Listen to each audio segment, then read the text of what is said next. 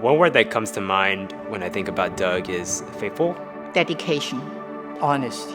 He's been just so consistent in serving in the youth ministry, in English ministry, in the children's ministry, serving in the community. Whatever it is, he's always serving. He's a very dedicated person to his family, his work, whatever he does.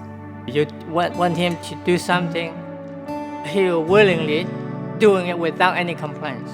He'll do it, no matter whatever you ask him. In serving in any capacities and any organizations, anywhere, he is a doer.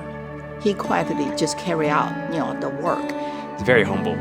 Never talks about himself unless he's asked about his life experiences. He's faithful. He loves God. Anyone, if he doesn't love God, I'm sure, he or she is not going to serve faithfully. That's for sure.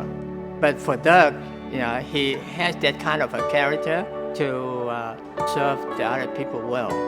Seeing Doug serve as my youth Sunday school teacher, and then more than a decade later, him becoming my mentor, it just shows his consistency, his perseverance, his flexibility, and I think that's just a testimony to his faithfulness. The church is only as good as its members, and each member has different skills, different abilities, and everybody needs to do their part, which could be different than others. My passion is to see the younger generation grow up right. You hear so much about that they're misguided, they might be different, so I hope that our generation, that from what I represent, had some values that might be good to pass on to the younger generation. A lot of the things I do has to do with teaching, and God opened up the doors by involving me in Toastmasters when I was working.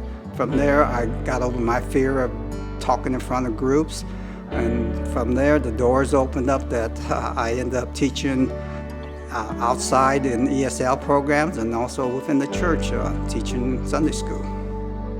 I like it because I feel like I'm doing something for God, and that God wants me to do it, and it really makes me feel good. I feel good. I feel like I get a lot more out of teaching than probably some of the students could get out of it. When the doors open, I just need to pray and figure out that this is the right door to go in, because a lot of times there might be more than one door open at that time, and I need to decide what is the way God wants me to do, and that calls for a little bit of prayer. My recommendation would be to try to find out your own spiritual gifts and start at the basic, whatever interests you, go ahead and get started into that, whether it's ushering or even cooking, or even being a teacher assistant for whatever Sunday school class there happen to be. So you just have to start, and the doors will open for you.